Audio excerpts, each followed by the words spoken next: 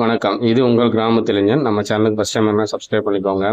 அந்த கிராமத்து வீட்ல அன்னைக்கு சமைக்க ஒரு கைப்பிடி அரிசி கூட இல்ல. ஆனால் அந்த வீட்டில் வாழ்ந்தவர்களின் மனதில் அன்பு மட்டும் நிறைந்திருந்தது. காவேரி அரிசி பானையை திறந்து பார்த்தாள். அதில் ஒரு பருக்கை கூட இல்லை. கண்களில் கண்ணீர் வந்தது. ஆனால் மாமியாரிடம் அதை காட்டாமல் மறைத்தாள். மீனாட்சி மெதுவாக சொன்னாள், எனக்கு வயசாயிடுச்சுமா. நான் சாப்பிடாமல் இருந்தால் கூட பரவாயில்லை. நீயாவது சாப்பிடுமா அப்படின்னு சொன்னாங்க. காலை முதல் வயலில் கடுமையாக உழைத்த முருகன் மதிய நேரத்தில் பசியோடு வீட்டை நோக்கி நடந்தான். வீட்டில் சாப்பாடு இருக்கும் என்ற நம்பிக்கையோடு வந்தான். வீட்டுக்குள் வந்த முருகன் கேட்டான், காவேரி சாப்பாடு ரெடியா? அந்த ஒரு கேள்வி கேட்டதும் காவேரியின் மனசு உடைந்தது.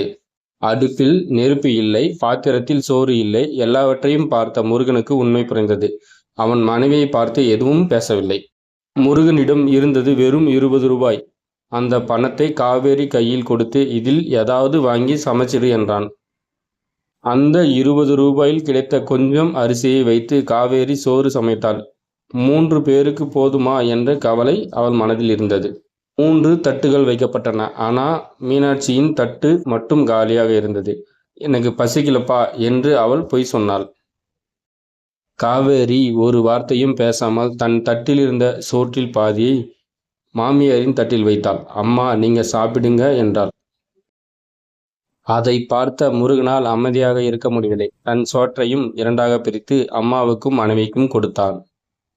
இன்று அவர்கள் வயிறு நிறைய சாப்பிடவில்லை, ஆனால் அன்பு நிறைந்த ஒரு மதிய உணவை சாப்பிட்டார்கள்.